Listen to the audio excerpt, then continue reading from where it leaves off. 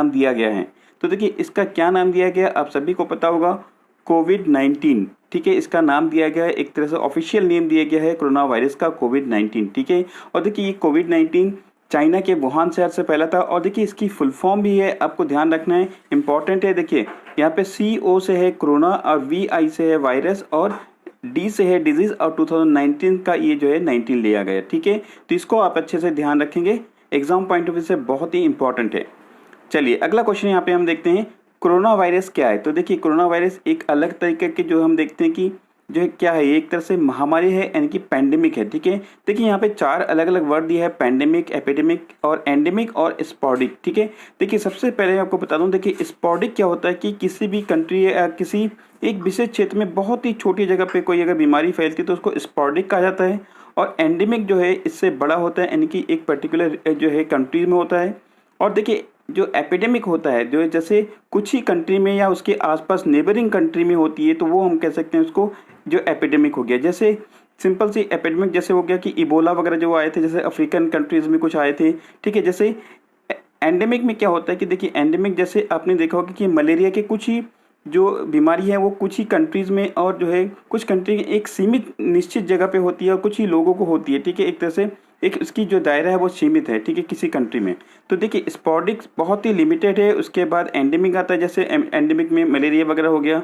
जैसे एपिडेमिक में जैसे इबोला आ गया, कुछ ही कंट्री तक सीमित है। लेकिन जो पैंडेमिक है लगभग विश्व के सारे कंट्री तक पहुंचती है और बहुत ज़्यादा जो है तेज़ी से फैलती है, जैसे कोरोना वायरस। ठीक है, तो इन चारों वर्ड को आप अच्छे से याद रखेंगे।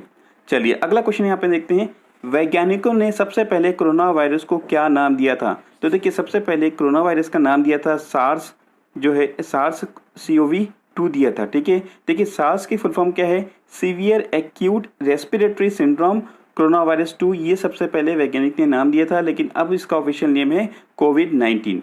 अगला क्वेश्चन यहाँ पे देखते हैं, पंजाब ने कोरोना वायरस के बारे में जागरूक करने के लिए कौन सा ऐप लॉन्च किया है। तो देखिए पंजाब जो सरकार है वहाँ की उन्होंने जो है कोवा पंजाब, तो कोवा पंजाब एक तरह से उन्होंने एक जो है कोरोना वायरस के संबंध में उन्होंने एक ऐप लॉन्च किया। और देखिए कोवा इसका फुल फॉर्म क्या है, तो देखिए कोरोना वायरस अलर्ट इसका फुल फॉर्म है कोवा का। और देखिए ये पंजाब सरकार ने ये लॉन्च किया है। पंजाब के अगर हम बात करें तो देखिए यहाँ की कैपिटल है चंडीगढ़ और चीफ मिनिस्टर है अमरिंदर सिंह और यहाँ के गवर्नर है वीपी सिंह बदनौर। ठीक है, अगला क्वेश्चन देखते हैं, कोविड-19 को किसने महामारी घोषित किया है। तो देखिए वर्ल्ड हेल्थ ऑर्गेनाइजेशन ने इसको एक तरह से महामारी यानी कि जो है पैंडेमिक घोषित किया है। और देखिए वर्ल्ड हेल्थ ऑर्गेनाइजेशन यानी कि WHO, और इसका मुख्यालय कहाँ पर है, जेनेवा स्विट्जरलैंड में है। और इसका फॉर्मेशन हुआ था 7 अप्रैल 1948 को इसका फॉर्मेशन हुआ था। और इसका अभी हेड कौन है, टेड्रोस एधनम। अगला क्वेश्चन देखते हैं, सबसे पहले किस राज्य में कोरोना वायरस के कारण पूर्ण कर्फ्यू लगाया गया था। तो कौन सा ऐसा राज्य है जहाँ पे सबसे पहले कर्फ्यू लगाया गया। ठीक है, तो ये चीज़ ध्यान रखेंगे, ये है पंजाब। ठीक है, पंजाब के बारे में हमने अभी बात किया है। चलिए अगला क्वेश्चन देखते हैं, कोरोना वायरस को महामारी घोषित करने वाला पहला राज्य कौन सा बन गया है। तो देखिए पहला जो राज्य है इसमें महामारी घोषित किया था वो है हरियाणा। ठीक है, ऑप्शन नंबर बी यहाँ पे करेक्ट हो जाएगा। और हरियाणा ने सबसे पहले ये महामारी घोषित किया था कोरोना वायरस को, और अब पूरे विश्व में इसको महामारी घोषित किया गया है।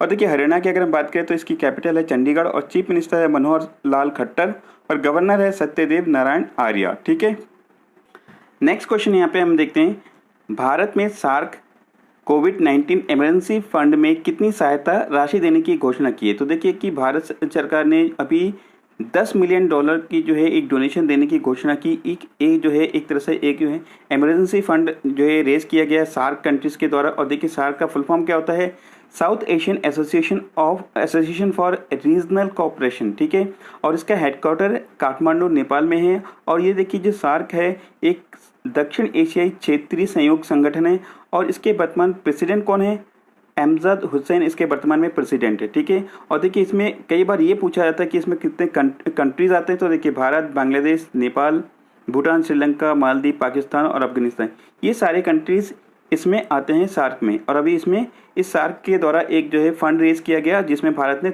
$10 मिलियन डोनेट किया है। अगला क्वेश्चन देखते हैं, इंस्टाग्राम ने कोरोना वायरस के बारे में जागरूक करने के लिए कौन सा फीचर लॉन्च किया। तो देखिए इंस्टाग्राम ने ये फीचर लॉन्च किया जिसका नाम है इंस्टाग्राम फीड। ठीक है, ऑप्शन नंबर सी यहाँ पे करेक्ट हो जाएगा।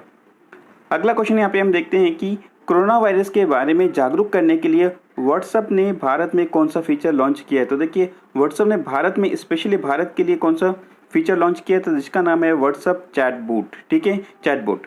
और देखिए कि इसमें क्या होगा कि इस फिगर में देख होंगे इस तरह से जो है अपनी चैट करके अपनी इन्फॉर्मेशन को प्राप्त कर सकते हैं, ठीक है। चलिए अगला क्वेश्चन है, इसमें हम देखते हैं कोरोना वायरस के बारे में जागरूक करने के लिए गूगल ने कौन सा नया वेबसाइट शुरू किया है। तो देखिए एक नया वेबसाइट शुरू किया गया है गूगल के द्वारा, और गूगल के इस नए वेबसाइट का नाम है google.com COVID-19, ठीक है। तो ये चीज़ ध्यान रखेंगे, नया ये वेबसाइट लॉन्च किया है गूगल ने। क्या आप लोग कमेंट बॉक्स में बता सकते हैं गूगल के अभी वर्तमान CEO कौन है? तो ये चीज़ आप कमेंट बॉक्स में जरूर बताइए, ठीक है। चलिए अगला क्वेश्चन देखते हैं। सूक्ष्मदर्शी यानी कि माइक्रोस्कोप द्वारा देखने पर कोरोना वायरस की संरचना किसके समान दिखाई देती है। तो देखिए कि अगर कोरोना वायरस को हम माइक्रोस्कोप से देखते हैं तो ये एक तरह एक क्राउन के रूप में दिखाई देता है, ठीक है। और देखिए ये फिगर में देख लेंगे इस तरह का ये क्राउन के रूप में ये दिखाई देता है, ठीक है। और देखिए इस वायरस का नाम कोरोना वायरस कैसे पड़ा, तो देखिए सेम चीज़ अभी हमने बताया कि इसका स्ट्रक्चर एक तरह से कोरोना जो क्राउन जैसा होता है, इनकी एक तरह से मुकुट के रूप में होता है, जैसे आप इस फिगर में देख रहे होंगे इस तरह का होता है, ठीक है। और इसीलिए जिसका राइट आंसर क्या होगा, ऑप्शन नंबर ए होगा। क्राउन के स्ट्रक्चर होने के कारण इसका नाम पड़ा है कोरोना, ठीक है। चलिए अगला क्वेश्चन इसमें हम देखते हैं कोरोना वायरस किस बीमारी से संबंधित है। तो देखिए कोरोना वायरस संबंधित है सार्स से संबंधित है और MERS दोनों से संबंधित है, ठीक है। ये चीज़ ध्यान रखेंगे। तो ऑप्शन नंबर यहाँ पे सी करेक्ट हो जाएगा। और देखिए SARS की फुल फॉर्म मैंने बताया है सीवियर एक्यूट रेस्पिरेटरी सिंड्रोम होता है, और MERS का फुल फॉर्म है मिडिल ईस्ट रेस्पिरेटरी सिंड्रोम, ठीक है। तो ये दोनों चीज़ आप अच्छे से याद रखेंगे। अगला क्वेश्चन है पहली बार कोरोना वायरस की पहचान कब हुई थी। तो देखिए कोरोना वायरस इससे पहले भी हुआ है, और सबसे पहली बार कब हुआ था, तो 1960 में इसको जो है पहली बार ये पहचान की गई थी, ठीक है। तो ये डेट याद रखेंगे, 1960 में पहली बार कोरोना वायरस आया है। देखिए कोरोना वायरस पूरे विश्व में बहुत ज़्यादा फैल गया है, और यहाँ से क्वेश्चन जरूर पूछे जाएंगे आने वाले टाइम पे, ठीक है, एग्जाम में। चलिए अगला क्वेश्चन यहाँ पे हम देखते हैं कोरोना वायरस के मुख्य लक्षण क्या है। तो देखिए कोरोना वायरस के कुछ प्राथमिक जो लक्षण हैं वो बुखार है, खांसी है और सांस लेने में तकलीफ, ये कुछ इसके लक्षण है, यानी कि ऑप्शन नंबर डी इसमें करेक्ट हो जाएगा। लेकिन देखिए अभी भारत में और अन्य देशों में ऐसे भी आ रहे हैं कि उसमें कोई लक्षण नहीं दिख रहे, उनमें सिम्टम नहीं दिख रहे, फिर भी उनको कोरोना वायरस है, यानी कि जो इसमें सिम्टम है असिम्टमिक जो लोग हैं उनके भी कोरोना वायरस हो रहे हैं, ठीक है। अगला क्वेश्चन देखते हैं COVID-19 के लिए कौन सा वायरस जिम्मेदार है। तो देखिए COVID-19 के लिए जिम्मेदार जो वायरस है ऑप्शन नंबर सी इसमें करेक्ट होगा, SARS-CoV-2 इसके लिए जिम्मेदार है, यानी कि इस वायरस का जो कोरोना वायरस के वायरस है उसका नाम है SARS-CoV-2, ठीक है। चलिए अगला क्वेश्चन देखते हैं किस राज्य ने COVID-19 के लिए ऑपरेशन शील्ड शुरू किया। तो कौन सा ऐसा राज्य है जिनने एक नया ऑपरेशन शुरू किया जिसका नाम है ऑपरेशन शील्ड, और ये दिल्ली सरकार ने शुरू किया है। देखिए दिल्ली के अभी वर्तमान मुख्यमंत्री कौन है, अरविंद केजरीवाल, और यहाँ के लेफ्टिनेंट गवर्नर है अनिल बैजल, ठीक है। चलिए अगला क्वेश्चन देखते हैं कोरोना वायरस के नए वायरस को स्थायी रूप से क्या नाम दिया गया है। तो देखिए कोरोना वायरस के जो स्थायी जो नाम दिया गया है, देखिए इसका नाम है ऑप्शन नंबर ए, यानी कि 2019 nCoV, ठीक है, ये नाम दिया गया नया। तो इसका ध्यान रखेंगे कि नया नाम जो है इसका 2019 nCoV।